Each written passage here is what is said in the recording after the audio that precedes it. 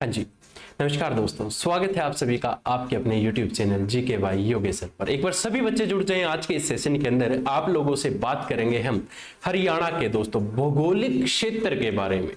दोस्तों ये प्रश्न और ये क्लास आप लोगों के लिए बहुत इंपॉर्टेंट है। यहां से दोस्तों HSSC के द्वारा आप लोगों से 2 नंबर के क्वेश्चन बनते हैं और मैं वादा करता हूं जिस बच्चे ने ये क्लास लगा ली तो दोस्तों वो इस क्लास को ट्रिक वाइज भी और दोस्तों थ्योरी वाइज भी और MCQs वाइज भी अच्छे तरीके से याद कर पाएगा। चलिए दोस्तों आज की इस क्लास की शुरुआत करेंगे और शुरुआत करने से पहले आप लोगों को बताना चाहूंगा हरियाणा CET प्रैक्टिस सेट के बारे में। जो बच्चा इच्छुक है हरियाणा CET के ये प्रैक्टिस सेट लेने के लिए तो दोस्तों दिए गए इस नंबर पर 8950032009 पर आप व्हाट्सएप मैसेज कर दीजिएगा। ये प्रैक्टिस सेट आपको आपके होम एड्रेस पर अवेलेबल हो जाएंगे। आज की इस क्लास को हम मैप के माध्यम से समझेंगे जो आप लोगों के लिए इंपॉर्टेंट है। दोस्तों क्लास को शुरू करने से पहले आप लोगों को बताना चाहूंगा कि आज की जो क्लास है क्या है, हरियाणा का भूगोल से जुड़ी हुई है। हरियाणा के भूगोल से कैसे जुड़ी हुई है, क्योंकि दोस्तों हरियाणा को अलग अलग भाग में डिवाइड कर रखा है, क्योंकि हर एक जियोग्राफर क्या करता है अपने मत दे देता है कि नहीं हमारा हरियाणा ऐसे है, नहीं हमारा हरियाणा ऐसे है, अरे नहीं यार हमारा हरियाणा ऐसे है। यानी कि अलग अलग जियोग्राफर अलग अलग मत दे देते हैं। लेकिन आज की इस क्लास के अंदर हम बात करेंगे आप लोगों से कि हरियाणा को कितने भाग में बांटा गया है और दोस्तों आपके एग्जाम्स में आप लोगों से कौन कौन से भाग आपसे पूछे जाएंगे। चलिए शुरुआत करता हूं अपनी आज की इस क्लास की। और आज की इस क्लास को शुरू करने से पहले जैसे कि आप सभी को पता है ये क्या है अपना हरियाणा। और ये हरियाणा दोस्तों जो आपके सामने है ये हरियाणा का मैप हमने फिल इसलिए नहीं किया क्योंकि दोस्तों आप लोगों को पता होना चाहिए कि कहां पर कौन कौन सी डिस्ट्रिक्ट है। चलिए शुरुआत करता हूं अपनी आज की इस बेहतरीन क्लास की। और इस क्लास के अंदर हम जानेंगे सबसे पहले तो हरियाणा की जियोग्राफी को ना 2 भाग में बांट रखा है दोस्तों। कितने भाग में? 2 भाग में। पूछ लिया जाए गुरुजी 2 भाग में कैसे बांट दिया, तो पहला भाग तो दोस्तों हमारा कौन सा रहेगा, प्रशासनिक दृष्टि रहेगा। क्या रहेगा? प्रशासनिक दृष्टि से। पहला भाग हमारा क्या है, प्रशासनिक दृष्टि से। पूछ लिया जाए प्रशासनिक दृष्टि से हरियाणा को कितने भाग में बांटा है, तो गुरुजी 6 भाग में प्रशासनिक दृष्टि से बांटा गया। अब ये 6 भाग कौन से हैं, हमने कल की क्लास में पढ़ा था 6 मंडल क्या है हरियाणा के अंदर है। दोस्तों जो ये 6 मंडल हैं आपके हरियाणा के परिचय के अंदर हमने पढ़ रखा है। जिस बच्चे ने अभी तक वो क्लास नहीं लगाई, वीडियो के डिस्क्रिप्शन में प्लेलिस्ट बना रखी है, सीक्वेंस में क्लास लगाते हुए आओगे तो आपको आगे वाली जो क्लासेस होती है वो समझ में आएगी। तो 6 मंडलों को प्रशासनिक दृष्टि से बांटा गया है। लेकिन दोस्तों आज की जो क्लास हमारी संबंध रखती है वो रखती है डॉक्टर जसबीर से। डॉक्टर जसबीर सिंह के अनुसार,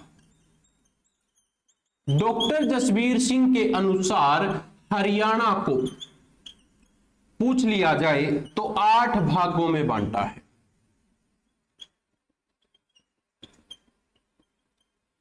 ठीक है, अब मैंने क्या कहा कि प्रशासनिक दृष्टि से अगर आप लोगों से पूछे हरियाणा कितने भाग में है तो हरियाणा 6 भाग में बांट रखा है, यानी कि हरियाणा के 6 मंडल हैं।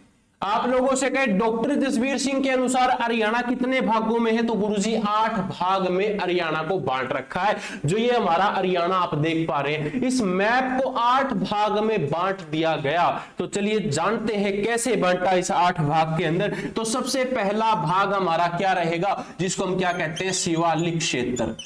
शिवालिक क्षेत्र। और गुरुजी हम इनको डिटेल में भी जानेंगे, पहले मैं आप लोगों को पॉइंट लिखवा देता हूं भाई। शिवालिक क्षेत्र के बाद दूसरा क्षेत्र है हमारा गिरिपादीय क्षेत्र। तो आप नोट कीजिएगा क्या कि गिरिपादीय क्षेत्र। और तीसरा क्षेत्र पूछा जाए गुरुजी कौन सा है, तो वो है जलोढ़ क्षेत्र। तो जलोढ़ क्षेत्र के बारे में हम यहां पर जानेंगे तीसरे पॉइंट के अंदर। गुरुजी और कौन से भाग है, चौथा भाग पूछा जाए तो कौन सा, अरावली क्षेत्र है आपका। अरावली क्षेत्र के अंदर भी बांट रखा है। 4 पॉइंट हमारे गुरुजी क्लियर हैं। और उसके बाद 5वां पॉइंट यानी कि 5वां भाग, तो 5वां भाग है आपका बालू का टीला युक्त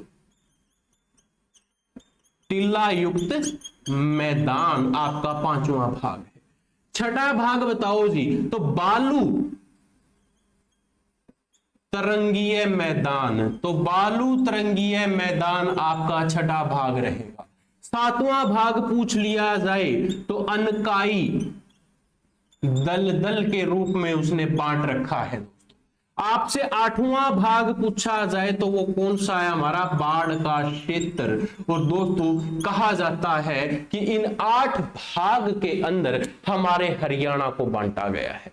किसके द्वारा बांटा गया है पूछा जाए तो डॉक्टर जसबीर सिंह के अनुसार। आप लोगों का क्वेश्चन बनता है, क्वेश्चन क्या बनता है कि डॉक्टर जसबीर सिंह के अनुसार हरियाणा को कितने भाग में बांटा गया है, तो दोस्तों 8 भाग में बांटा गया है। आपसे पूछ ले 8 भाग कौन कौन से हैं, तो सबसे पहले आपको शिवालिक और अरावली क्षेत्र याद होना चाहिए कि 2 क्षेत्र है, ठीक है। उसके बाद दोस्तों आपको पता होना चाहिए ग्रिपदीय क्षेत्र है, जलोढ़ क्षेत्र है, बालू का टीला युक्त मैदान है, बालू तरंगीय मैदान है, अनकाई दलदला और बाढ़ का क्षेत्र है। ये आपके क्या है 8 पॉइंट बनते हैं।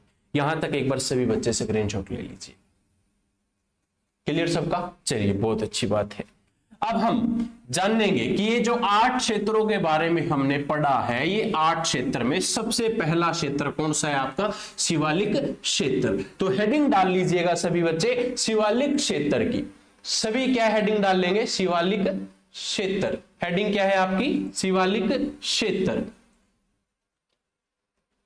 चलिए पहला पॉइंट है हमारा शिवालिक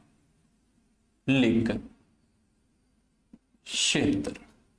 शिवालिक क्षेत्र दोस्तों ये कहां पर है, पॉइंट टू पॉइंट लिखवा देता हूं ताकि आपको दिक्कत ना आए। तो पहला पॉइंट है हरियाणा के कहां पर है, उत्तर पूर्व में स्थित है। हरियाणा के उत्तर पूर्व में दोस्तों क्या रहेगा, ये स्थित रहेगा। आपसे पूछ लिया जाए कि शिवालिक क्षेत्र है जो दोस्तों ये हरियाणा का क्या है, कि हरियाणा के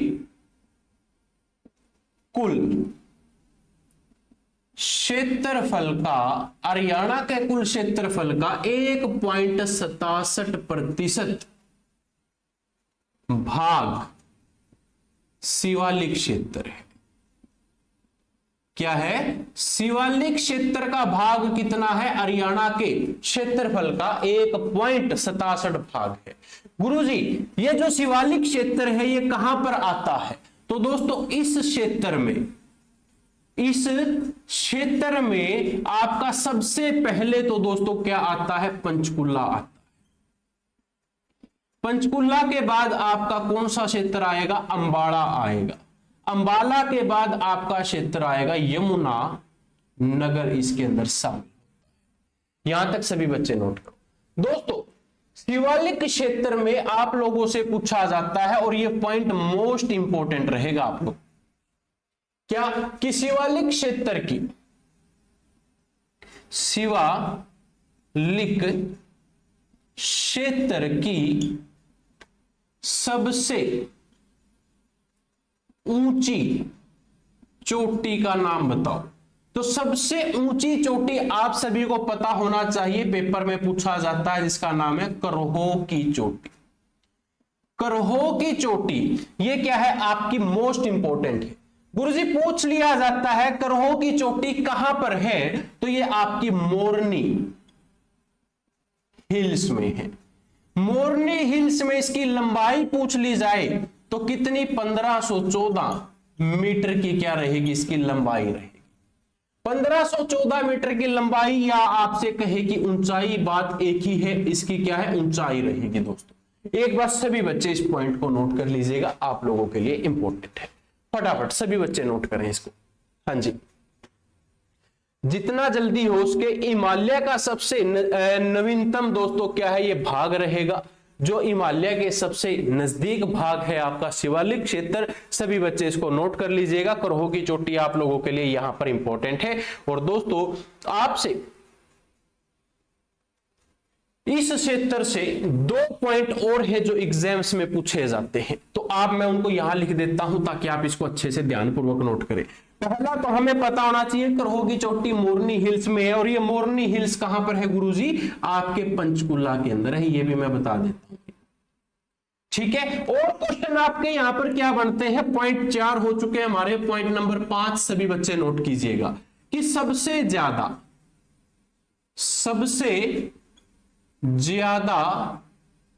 मृदा अपर्दन विजिबल है आगे सभी को? सबसे ज्यादा मृदा अपर्दन पूछा जाए तो कहां पर होता है? आपके शिवालिक क्षेत्र के अंदर होता है।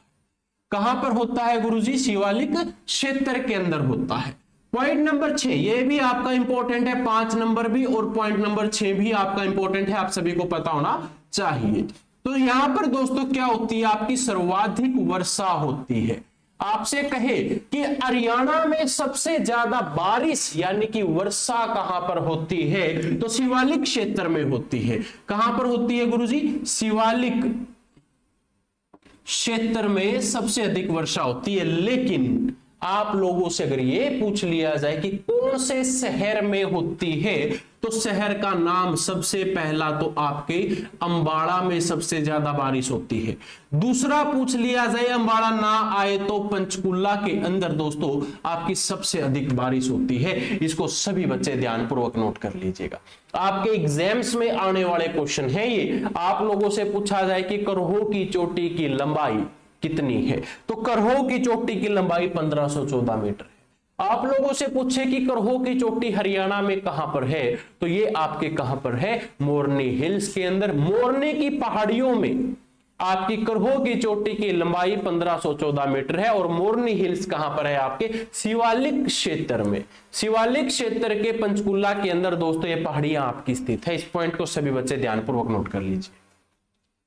क्लियर सभी का? चलिए भाई, इसके बाद हमारा पॉइंट नंबर 2 है दोस्तों। पॉइंट नंबर 2 है आपका गिरिपदीय क्षेत्र। हेडिंग डाल लीजिएगा सभी बच्चे, पॉइंट नंबर 2 गिरिपदीय क्षेत्र।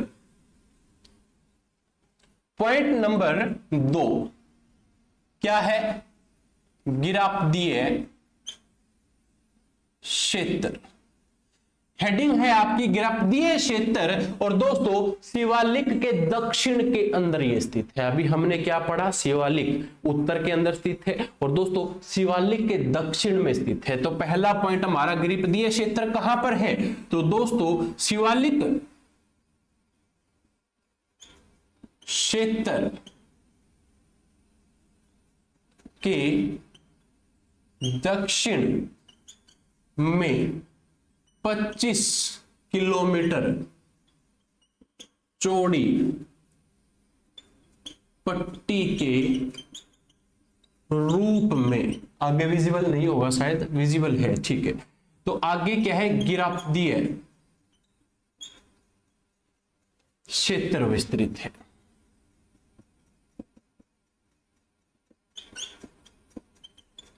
आपसे अगर पूछे कि गिरिपदीय क्षेत्र कहां पर है, तो शिवालिक क्षेत्र के दोस्तों दक्षिण में 25 किलोमीटर एक चौड़ी पट्टी है, उसी को हम क्या कहते हैं? उसी को हम गिरिपदीय क्षेत्र कहते हैं। आप लोगों से अगर पूछा जाए क्या कि गिरिपदीय क्षेत्र हरियाणा में कहां पर है, तो शिवालिक के दक्षिण में स्थित है। कितने किलोमीटर फैला हुआ है? तो 25 किलोमीटर फैला हुआ है। गुरुजी आप लोगों के लिए इंपॉर्टेंट रहेगा, इसको सभी बच्चे नोट करें। दूसरी बात, दूसरा क्वेश्चन आता है कि दोस्तों जो आपका ये दक्षिण भाग है हरियाणा के, कौन कौन से शहर इसके अंदर शामिल हैं? तो इसमें हरियाणा का पंचकुला, पंचकुला के बाद आपका यमुना नगर, सॉरी अंबाला भी है इसके अंदर, अंबाड़ा इसके अंदर क्या है? शामिल है। और इनका दोस्तों कुछ भाग आता है इसके अंदर, कुछ भाग शामिल है। ठीक है, ये सभी बच्चे नोट कर लो। यानी कि आपका हरियाणा का पहले पंचकुला, जैसे कि दूसरा अंबाड़ा, तीसरा यमुना नगर का कुछ कुछ भाग इसके अंदर शामिल है। गिरिपदीय क्षेत्र में हरियाणा के कितने जिले हैं? तो 3 जिले हैं। तीनों जिलों का थोड़ा थोड़ा भाग इसके अंदर क्या है? शामिल। क्लियर सभी का? चलिए अगला पॉइंट, पॉइंट नंबर 3, आप लोगों से क्या कहे कि इस क्षेत्र की स्थानीय भाषा बताएं। गिरिपदीय क्षेत्र की स्थानीय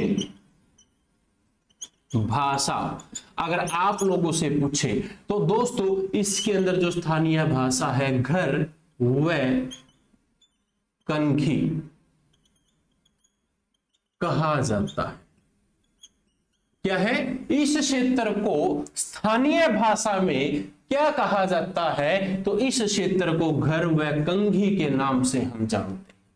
जो आपका गिरिपदीय क्षेत्र है, पेपर के अंदर क्वेश्चन आया था कि गिरिपदीय क्षेत्र को स्थानीय भाषा में या लोकल लैंग्वेज में क्या कहते हैं? तो भाई घर व कंघी के नाम से हम इसको जानते हैं।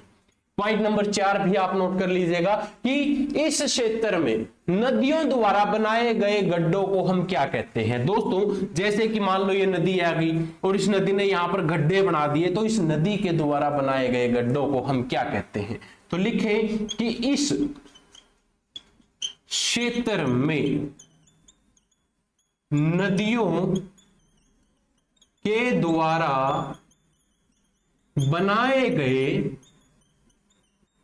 गड्ढों को क्या कहते हैं।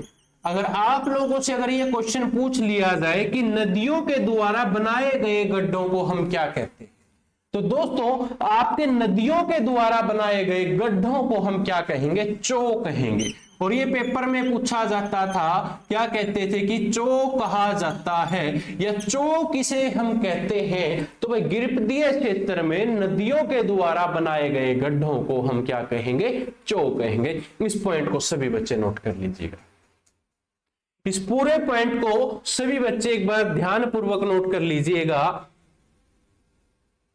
ठीक है। आप लोगों ने एक मारकंडा नदी का नाम सुना होगा, वो पॉइंट भी मैं यहां पर लिखवा देता हूं। 4 पॉइंट आपके क्लियर है, 5वां पॉइंट मैं ऊपर लिख देता हूं। भाई क्या है, आप ध्यानपूर्वक नोट कीजिए कि मारकंडा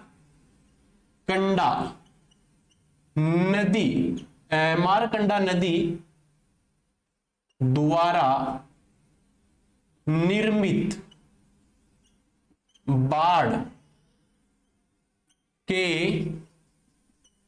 मैदान को क्या कहते हैं? बस मैं इतना ही लिख देता हूं कि भाई मारकंडा नदी द्वारा निर्मित बाढ़ का जो मैदान होता था, उस बाढ़ के मैदान को क्या कहा जाता था? उसको दोस्तों बेट कहा जाता है। बेट कहते हैं उसको, क्या कहते हैं? बेट कहते हैं। और ये क्वेश्चन भी आपका एग्जाम्स में आया था कि मारकंडा नदी के द्वारा बनाए गए बाढ़ के मैदान को हम क्या कहते हैं? तो बेट कहते हैं। और दोस्तों अगर कहा जाए कि नदियों के द्वारा बनाए गए गड्ढों को हम क्या कहते हैं? गड्ढों को पूछा जाए तो चो कहते हैं, बाढ़ के मैदान को पूछा जाए तो हम क्या कहते हैं? बेट कहते हैं। इस पॉइंट को सभी बच्चे नोट कर लीजिएगा। 2 पॉइंट आपके यहां तक क्लियर हो जाने चाहिए, यहां से किसी भी बच्चे का कोई डाउट नहीं होना चाहिए। क्लियर सभी का? चलिए भाई बढ़ता हूं अगले पॉइंट की तरफ। पॉइंट नंबर 3 सभी नोट कीजिएगा, अरावली क्षेत्र। पॉइंट नंबर 3 है आप लोगों का, क्या कहते हैं हम उसको? अरावली क्षेत्र। पॉइंट नंबर 3 अरावली क्षेत्र। अरावली क्षेत्र का अगर पूछ लिया जाए कितना भाग है जो दोस्तों, तो पहला पॉइंट आप नोट कीजिएगा कि हरियाणा के कुल क्षेत्रफल का 3.09% भाग अरावली क्षेत्र में आता है। सभी बच्चे एक बार नोट कर लीजिएगा कि हरियाणा के कुल क्षेत्रफल का दोस्तों कितना? आपका 3.09% भाग है जो वो किस क्षेत्र में आता है? आपके अरावली क्षेत्र के अंदर आता है। इस पॉइंट को सभी ध्यानपूर्वक नोट करो एक बार, क्योंकि ये पॉइंट आपका इंपॉर्टेंट है। और हरियाणा का क्षेत्रफल पूछ लिया जाए तो हरियाणा का क्षेत्रफल भी आपको पता होना चाहिए। हरियाणा का जो क्षेत्रफल है वो 44 212 वर्ग किलोमीटर का क्या रहेगा, हरियाणा का क्षेत्रफल रहेगा। यानी कि अपना पूरा हरियाणा कितने वर्ग किलोमीटर में फैला हुआ है, 44,212 वर्ग किलोमीटर में फैला हुआ है। और 44,212 का 3.09% हमारा क्या कहलाता है, अरावली क्षेत्र कहलाता है। अब गुरुजी बात यहां पर यह आती है कि अरावली क्षेत्र में कौन कौन से भाग या कौन कौन से हरियाणा के जिले आते हैं। तो पॉइंट 2 इसके अंदर या फिर इसमें हरियाणा का चरखी दादरी इसके अंदर शामिल है। चरखी दादरी के बाद आपका भिवानी जिला है जो इसके अंदर शामिल है। भिवानी के बाद आपका रेवाड़ी भी इसमें शामिल है। रेवाड़ी के बाद गुरुग्राम भी आपका इसमें शामिल है। गुरुग्राम के बाद दोस्तों आपका नुहू मेवात इसके अंदर शामिल है। महेंद्रगढ़ भी दोस्तों मोस्ट इंपोर्टेंट है ये आपका, ये महेंद्रगढ़ को आप इंपोर्टेंट लिख लेना भाई, पेपर में ज्यादातर महेंद्रगढ़ पूछा जाता है, ठीक है। उसके बाद आपका क्या रहेगा, फरीदाबाद इसके अंदर शामिल है। और फरीदाबाद के बाद अंत में अगर मैं बात करूं तो वो आपका पलवल भी इसके अंदर क्या रहेगा, शामिल रहेगा। हरियाणा के अरावली क्षेत्र में हरियाणा के कौन कौन से जिले हैं, तो दक्षिण भाग के जिले आते हैं। क्लियर, चलिए बहुत अच्छी बात है। इसके बाद पॉइंट नंबर 3, हरियाणा में अरावली क्षेत्र की सबसे ऊंची चोटी पूछ ली जाती है। दोस्तों क्या कहता है क्वेश्चन कि हरियाणा में दक्षिणी भाग की पूछे, देखो या तो आपसे दक्षिणी भाग की पूछ लेगा या आपसे कहे क्या कि अरावली क्षेत्र की, अरावली क्षेत्र की सबसे ऊंची चोटी बताओ, ठीक है। हरियाणा में सबसे ऊंची चोटी दक्षिणी भाग की पूछे या आप लोगों से अरावली क्षेत्र की पूछे, ये दोनों क्या रहेगी, बात आपकी एक ही रहेगी गुरु जी। तो यहां पर सबसे ऊंची चोटी दोस्तों कहां पर है, तो उस गांव का नाम नोट कीजिएगा आप, क्या रहेगा, कुलताजपुर ग्राम। कुलताजपुर ग्राम कहां पर है या कुलताजपुर गांव कहां पर है, तो नारनौल के अंदर दोस्तों क्या रहेगा, ये गांव स्थित रहेगा। दोस्तों हम इसको किस नाम से जानते हैं पूछा जाए तो ठोसी की पहाड़ियां भी यहीं पर स्थित है। आप नीचे नोट करके लिख सकते हो, क्या लिखोगे कि आपकी ठोसी की पहाड़ियां यही है। क्लियर सभी का। पूछा जाए कि इसकी ऊंचाई बताओ गुरुजी, अगर एग्जाम में पूछ लिया, देखो आपने करहो की चोटी की तो बता दी थी कि करहो की चोटी की लंबाई 1514 मीटर है। तो ये जो आपके दक्षिणी क्षेत्र के अंदर है या अरावली क्षेत्र की सबसे ऊंची चोटी है, उसकी लंबाई ऊंचाई तो बताओ, तो इसकी ऊंचाई 652 रहेगी। 652 मीटर की दोस्तों क्या रहेगी, इसकी ऊंचाई रहेगी। सभी बच्चे नोट कर लीजिएगा। क्लियर सबका। अब दोस्तों एक क्वेश्चन आया था प्रीवियस एग्जाम्स के अंदर, मैं वो लिखवा देता हूं आपको। सबसे पहले आप लिख सकते हो कि HSSC प्रीवियस ईयर क्वेश्चन, और मोस्ट इंपोर्टेंट है, वही पेपर के अंदर पूछा गया था, ठीक है। क्वेश्चन क्या था, आपका एक स्थान है, स्थान का नाम है फिरोजपुर, पूरा नाम है फिरोजपुर झिरका। तो आप लोगों से क्या पूछा कि फिरोजपुर झिरका ये कहां पर है, सबसे पहले तो मेवात। फिरोजपुर झिरका ये क्या है, आपका एक उपमंडल है। आप गुरुजी हमने देखो यहां पर 3-4 पॉइंट पढ़ लिए, क्या पढ़े, उपमंडल है। अब सबसे पहले तो हमने क्या कहा, फिरोजपुर झिरका कहां पर, मेवात में है। फिरोजपुर झिरका क्या है, आपका उपमंडल है। अब इससे क्वेश्चन क्या है दोस्तों, पूछ लिया जाए कि फिरोजपुर झिरका तीनों ओर से किससे घिरा हुआ है, तो राजस्थान से घिरा हुआ है। यह है तीनों ओर से, मैं आरजे लिख देता हूं, पूरा राजस्थान आरजे से घिरा हुआ है। तो इसको सभी बच्चे नोट कर लो। आपसे पूछे कि फिरोजपुर झिरका हरियाणा के जो मेवात जिले के अंदर स्थित है, एक उपमंडल है, और ये किससे घिरा हुआ है, तो आपके राजस्थान से घिरा। यहां तक सभी बच्चे नोट कर ले। 3 पॉइंट यहां पर आपके कंप्लीट हो जाते हैं। यहां तक अगर किसी बच्चे का कोई डाउट हो, क्वेश्चन हो, तो वो मुझे कमेंट करके जरूर बता देना भाई, ठीक है। चलिए बढ़ता हूं अब अगले पॉइंट की तरफ। दोस्तों आप लोगों से अगले पॉइंट में पूछा जाता है जलोढ़ क्षेत्र या फिर जलोढ़ मैदान क्षेत्र। तो सभी बच्चे अब हेडिंग लिख लीजिएगा, जलोढ़ क्षेत्र। हेडिंग क्या बनेगी अब आपकी सभी की, जलोढ़ क्षेत्र। पॉइंट नंबर 4,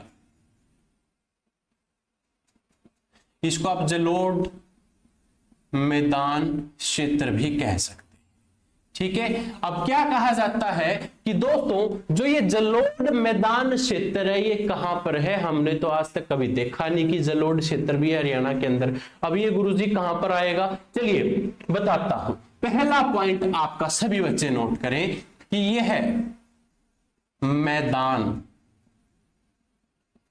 गिरिपादीय क्षेत्र और अरावली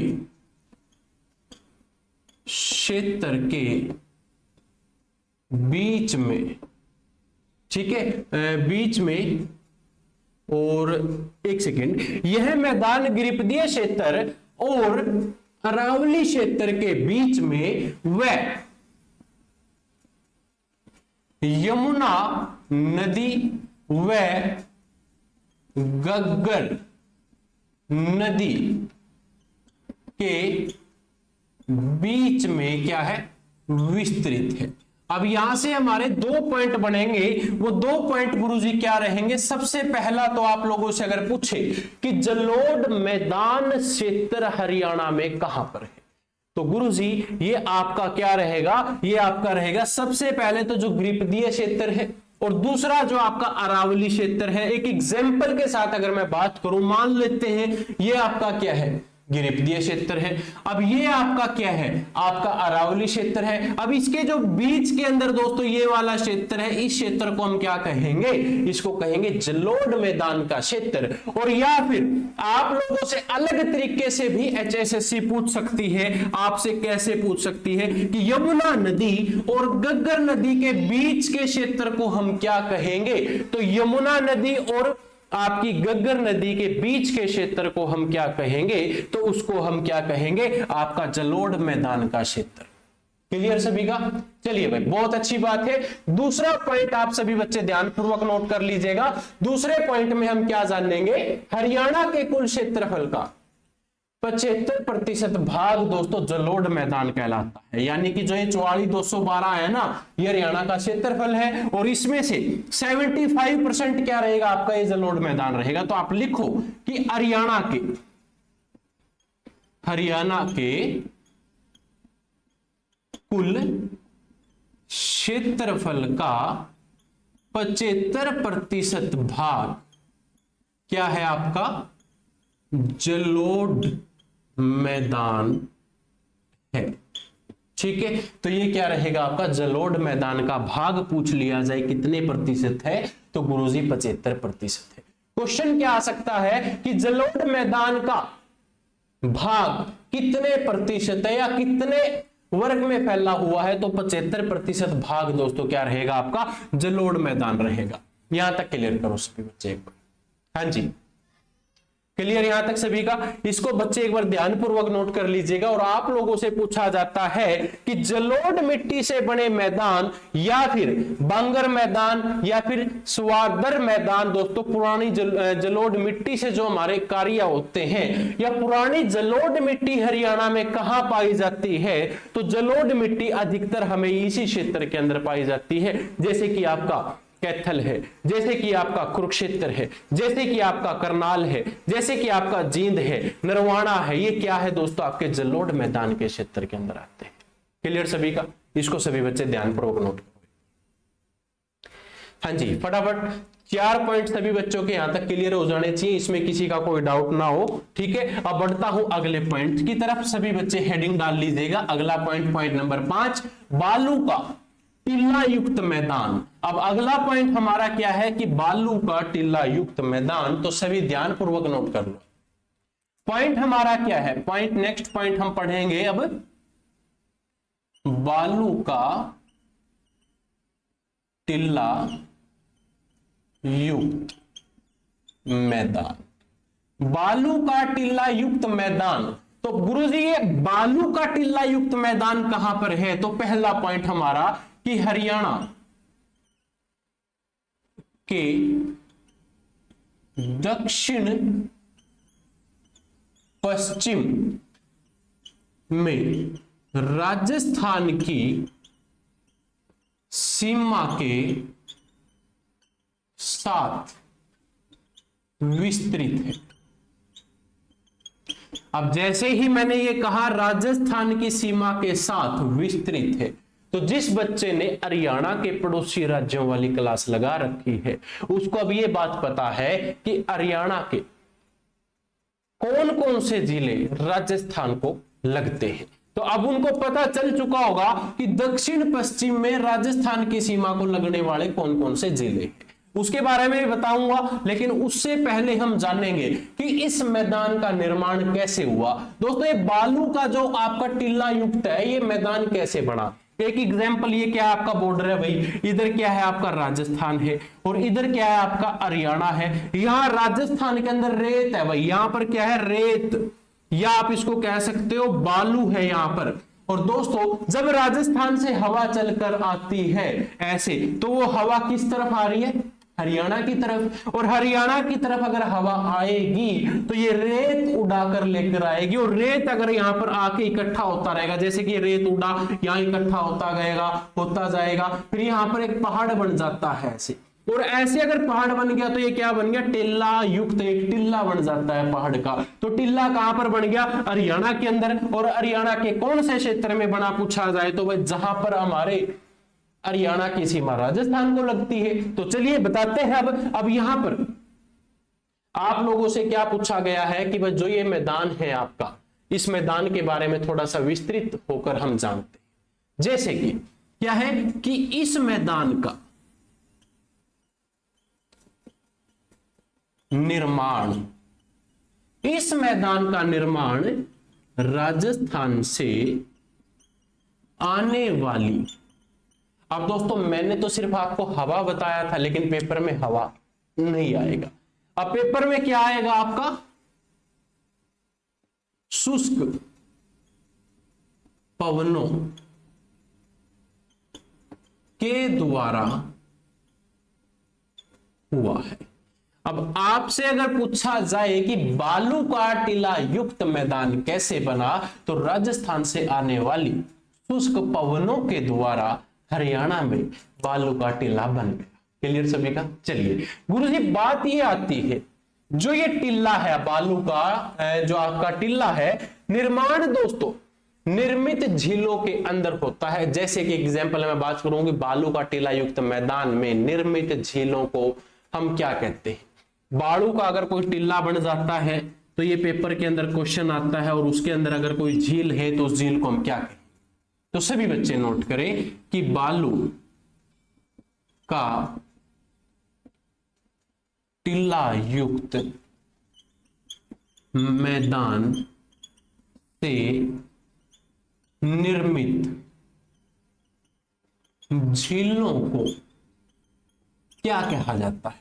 दोस्तों ठूट या बावड़ी के नाम से हम उसको जानते हैं। किस नाम से जानते हैं? ठूट या फिर बावड़ी। बावड़ी कहा जाता है, आप ये लिख दीजिएगा, कहा जाता है। अगर आपसे पूछे कि बालू का टिल्ला युक्त मैदान में निर्मित जो झील होती है, उन झील को हम किस नाम से जानते हैं? ठूट या फिर बावड़ी के नाम से हम उसको जानते हैं। इसको सभी बच्चे नोट कर। अब गुरुजी बात यह आती है कि राजस्थान की सीमा के साथ हरियाणा के कौन कौन से जिले जो लगते हैं, तो हमने कल भी बताया था आपको। अब शुरुआत हम कहां से करेंगे? सिरसा। सिरसा के बाद आपका फतेहाबाद, फतेहाबाद के बाद आपका हिसार, हिसार के बाद आपका भिवानी, भिवानी के बाद आपका महेंद्रगढ़, महेंद्रगढ़ के बाद आपका रेवाड़ी क्षेत्र क्या है इसके अंदर आता है, रेवाड़ी। ये क्षेत्र दोस्तों क्या है, इस मैदान के अंदर आते हैं। इसको सभी बच्चे एक बार नोट कर लीजिएगा, आप लोगों के लिए इंपॉर्टेंट है। क्लियर सबका? चलिए बढ़ता हूं भाई पॉइंट नंबर 6 की तरफ। अगला पॉइंट हमारा पॉइंट, यहां पर हमारे क्या 5 पॉइंट क्लियर हो चुके हैं दोस्तों। यहां पर क्या हमारे 5 पॉइंट क्लियर हो गए हैं। अगला मैदान है बालू तरंगीय मैदान। ठीक है, पॉइंट नंबर 6 सभी बच्चे नोट कर लीजिएगा, क्या बनेगा, बालू तरंगीय मैदान। और ये क्वेश्चन आप लोगों को भाई पेपर में देखने को मिलेंगे, तो ध्यानपूर्वक क्लास को लगा लेना। ठीक है, पॉइंट नंबर 6 जिसको हम क्या कहते हैं, बालू तरंगीय मैदान। बालू तरंगीय मैदान पूछ लिया जाए कहां पर है, तो हरियाणा के दक्षिण में। पहला पॉइंट क्या है कि यह है हरियाणा के दक्षिण में स्थित है। यह हरियाणा के दक्षिण में स्थित है। भाई बालू तरंगीय मैदान का निर्माण कैसे हुआ, गुरुजी इसका निर्माण कैसे हुआ, तो इसका निर्माण पूछा जाता है तो वायु निक्षेपण के द्वारा हुआ है। वायु निक्षेपण द्वारा क्या हो जाता है, इसका निर्माण हो जाता है। गुरुजी ये वायु जो आपका बालू तरंगीय मैदान है, वायु निक्षेपण के द्वारा कहां पर इसका निर्माण हुआ, तो स्थान अगर पूछ लिया जाए, स्थान में सबसे पहला स्थान आएगा आपका महेंद्रगढ़ आएगा। महेंद्रगढ़ के बाद आपका अगला स्टेशन है रेवाड़ी के अंदर आएगा। रेवाड़ी के बाद गुरुजी आपसे पूछा जाए तो गुरुग्राम के अंदर भी दोस्तों ये शामिल है, गुरुग्राम में भी ये विस्तृत है। सबसे ज्यादा महेंद्रगढ़, उससे कम रेवाड़ी, उससे कम गुरुग्राम। पेपर में first purity Gurugram, sorry Mahendragarh की, दूसरी रेवाड़ी की और तीसरी गुरुग्राम की। ठीक है, यहां से सभी बच्चे नोट कर लीजिए। क्लियर? चलिए अब बात आती है गुरुजी, हमने 7वें पॉइंट के बारे में भी जानना है, जिसको हम क्या कहते हैं, अनकाई दलदल के नाम से जानते हैं। अनकाई दलदल कहां पर है, सबसे पहला तो पूछा जाता है कि अनकाई दलदल कहां पर है, तो सिरसा के दक्षिण में स्थित है। सिरसा के कहां पर स्थित है, दक्षिण में स्थित है, ये आपकी अनकाई दलदल रहेगी।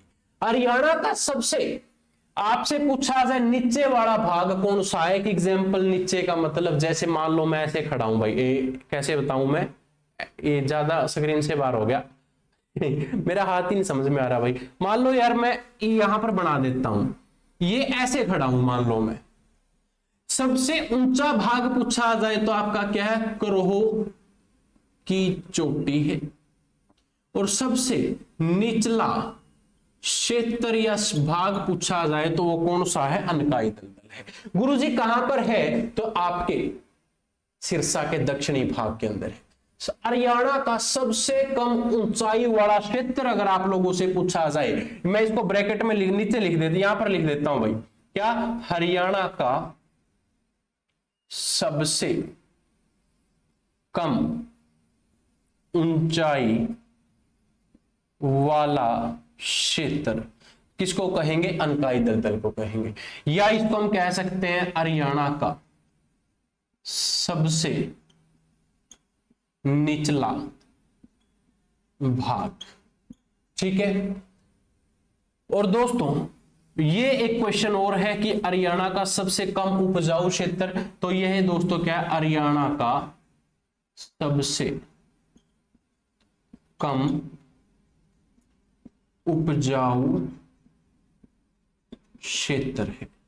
ये क्या है, हरियाणा का सबसे कम उपजाऊ क्षेत्र है। यहां तक सभी बच्चे नोट कर लो, आप लोगों के लिए इंपॉर्टेंट है। 7 पॉइंट हमारे यहां पर क्लियर हो जाते हैं। ठीक है, अब बढ़ता हूं दोस्तों अगले पॉइंट की तरफ, पॉइंट नंबर 8। पॉइंट नंबर 8 क्या है कि बाढ़ का क्षेत्र, बाढ़ का क्षेत्र।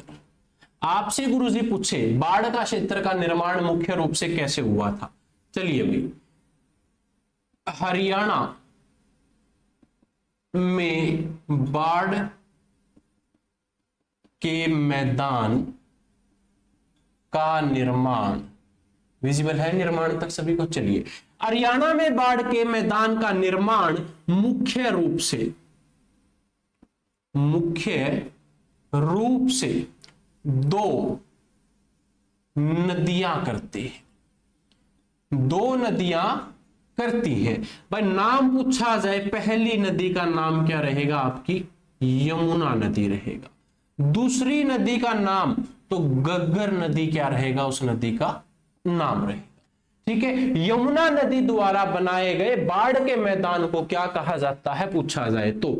क्या, अब मैं इसको ऐसे लिख देता हूं कि यमुना नदी द्वारा बनाए गए बाढ़ के मैदान को हम क्या कहेंगे? बेट कहेंगे। क्या कहेंगे गुरुजी? बेट कहा जाता है।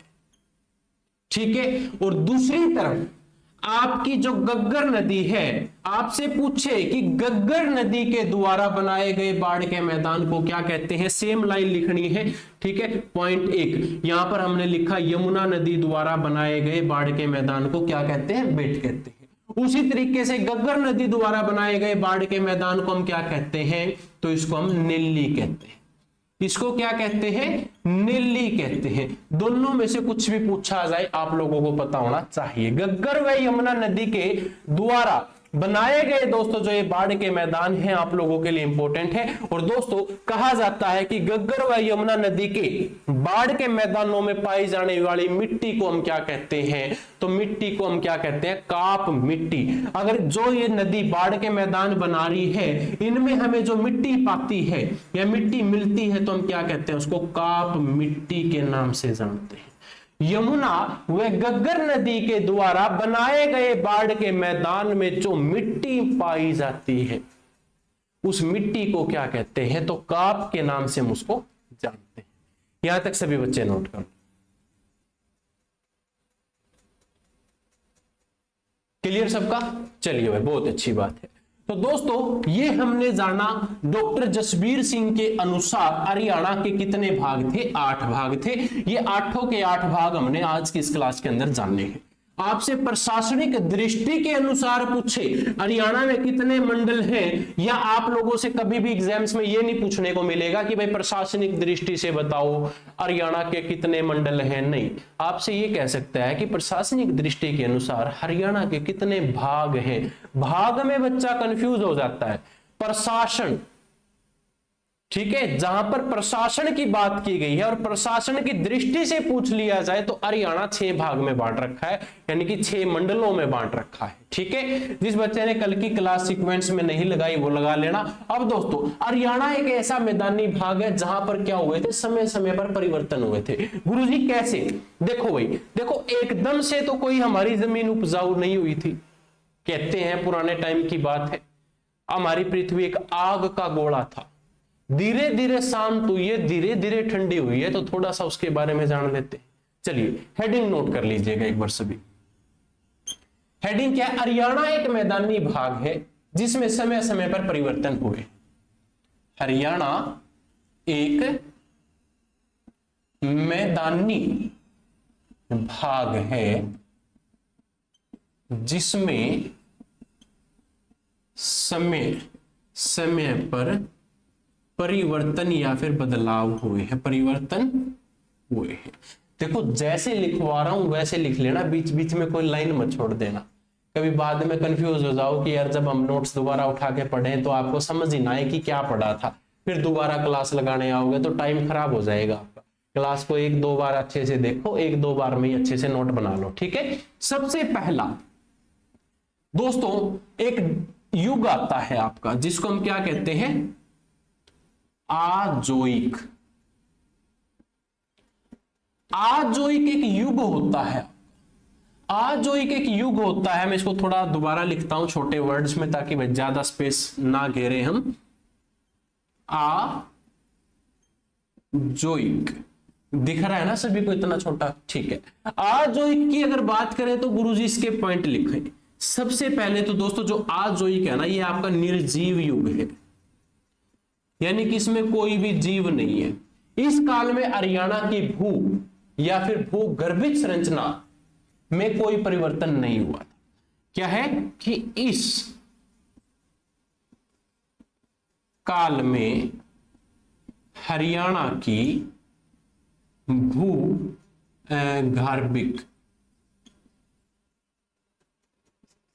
संरचना में कोई भी परिवर्तन नहीं हुआ। क्लियर सबका? अब यानी कि भाई जो ये आपका भाग आया था आजोइक, इसमें हमारी धरती में कोई परिवर्तन नहीं हुआ, जैसे थी वैसे की वैसे है। दूसरा फिर पॉइंट बन जाता है हमारा पेलेजोइक। पेलेजोइक काल के नाम से आ जाता है। पेलेजोइक काल में हरियाणा की भूमि में क्या हो जाता है, कोई परिवर्तन नहीं होता। इसमें भी क्या है, ये सेम लाइन लिख देना कि इस काल में भी कोई परिवर्तन नहीं हुआ। तो यहां पर मैं लिख देता हूं कि इस काल में भी हरियाणा की भूमि में, ठीक है, कोई परिवर्तन नहीं हुआ। ठीक है। अब दोस्तों इसमें भी परिवर्तन नहीं हुआ तो अगला काल आ जाता है। अगले काल को हम क्या कहते हैं, मेसोजोइक काल के नाम से हम उसको जानते हैं। तीसरा काल आ जाता है मेसोजोइक काल, और कहा जाता है इस काल में हरियाणा की भूमि में क्या हो गया था, परिवर्तन हो गया था। इस काल में हरियाणा की भूमि लिख देता हूं भाई, भूमि में क्या हो गया था, परिवर्तन हुए। क्लियर सभी का? यहां तक सभी बच्चे एक बार नोट कर लो। आप लोगों से पूछे कि निर्जीव युग निम्नलिखित में से कौन सा है, आप लोगों के सामने आजोइक दे देगा, पेलेजोइक दे देगा, मोसोजोइक दे देगा। ठीक है, ये आपसे पूछ लिया जाए तो निर्जीव युग है आपका आजोइक दोस्तों। उसके बाद पेलेजोइक भी क्या रहेगा आपका, कोई भी परिवर्तन नहीं हुआ, ये भी निर्जीव। फिर थोड़ा सा जीवन आ गया हमारे पास, कैसे, मेसोजोइक काल के अंदर। सभी बच्चे नोट कर ले कि मेसोजोइक काल में क्या हो गया, हरियाणा के अंदर परिवर्तन आ गया था। ठीक है, यहां तक क्लियर सभी का? बिल्कुल। चलिए, वीडियो अच्छी चल रही है आपकी, कोई इशू नहीं है। ठीक है, अब दोस्तों 3 काल हमने पढ़ लिए, तीनों के बारे में जान लिया। गुरुजी यहां पर तो थोड़ा सा परिवर्तन बताया आपने, लेकिन ये नदियां, पेड़ पौधे, पहाड़, ये कैसे आए, कौन से काल में आए? तो काल हमारा चौथा काल शुरू हो जाता है, जिसको हम क्या कहते हैं, केनेजोइक काल। केनेजोइक काल शुरू हो जाता है, और केनेजोइक काल में हरियाणा में क्या आ जाता है, तो हरियाणा में नदियां आ जाती हैं, नालों का निर्माण हो जाता है, और इसके अलावा भाई आपके पर्वतों का निर्माण हो जाता है। ठीक है, और दोस्तों इस काल में ही हरियाणा की जलवायु का निर्धारण हुआ था। क्या हुआ था, इसी काल में हरियाणा की जलवायु का निर्धारण हुआ था। अब आप समझ रहे हो, हमने 4 काल को पढ़ा है, जोइक काल, पेलेजोइक काल, या फिर दोस्तों आपका मेसोजोइक काल, या फिर केनेजोइक काल। 2 काल आपके बिल्कुल निर्जीव थे। तीसरे काल के अंदर हमारा मेसोजोइक में थोड़ा सा हरियाणा के अंदर परिवर्तन हो गया, और जो चौथा केनेजोइक काल है, इस काल में हरियाणा के अंदर नदियां भी बन गई, पर्वत भी आ गए, पानी भी मिल गया, ऑक्सीजन भी मिल गई, सारी चीज आ गई। अब जब हरियाणा के अंदर नदियां, नाले, पर्वत, हवा, पानी, पेड़ पौधे सब कुछ आ गया, तो हरियाणा को इस काल में क्या कहा जाता है, हरियाणा की जलवायु मिल जाती है। इस काल में हमें क्या मिल गया, हरियाणा की जलवायु। और दोस्तों हरियाणा को जब अपनी जलवायु मिली तो हमें भी कुछ ना कुछ मिल गया। वो क्या मिल गया, तो नेक्स्ट टॉपिक मिल गया। नेक्स्ट टॉपिक का नाम क्या है आपका, हरियाणा की जलवायु, जो हम कब पढ़ेंगे, कल की क्लास में पढ़ेंगे। कल की क्लास के आपका टॉपिक का नाम पूछा जाए तो क्या है गुरुजी? हरियाणा की जलवायु। हरियाणा की जलवायु कहां से आ गई भाई? केनेजोइक काल ने दे दी। अब केनेजोइक काल ने दी है तो एचएसएससी यहां से आपसे प्रश्न पूछेगी कि कौन से काल में हरियाणा को जलवायु मिली। तो जलवायु कौन से काल में? केनेजोइक काल में। और कल की क्लास है हरियाणा की जलवायु कैसी है, आपसे पूछा जाए तो उपोष्ण कटिबंधीय है। वो कैसे, कल की क्लास के अंदर जानेंगे। आज की क्लास के लिए इतना ही काफी है और उम्मीद करूंगा सभी बच्चों को ये क्लास अच्छी लगी होगी। जानने से पहले आखिरी बार फिर बताना चाहूंगा, हरियाणा सीईटी के लिए प्रैक्टिस सेट है, चाहे आपका ग्रुप सी का एग्जाम हो चाहे डी का एग्जाम हो। टेस्ट सीरीज आप लोगों के लिए बहुत इंपॉर्टेंट है, जहां पर आप टेस्ट लगाओगे आपको पता चलेगा कि आपके किस में से 100 में से कितने नंबर। ऑल सब्जेक्ट इस बुक के अंदर आपको इंक्लूड मिलेंगे दोस्तों। 100 क्वेश्चन है और 100 क्वेश्चन का सोल्यूशन भी आपको इसके अंदर दिया गया है। आपको किसी भी प्रकार की समस्या नहीं आएगी कि हमें इसका सोल्यूशन नहीं मिला, तो इसी के अंदर आपको सोल्यूशन भी दे रखा है भाई। ठीक है, चलिए मिलता हूं अब आप लोगों को अगली क्लास में। तब तक के लिए दोस्तों जय हिंद जय भारत।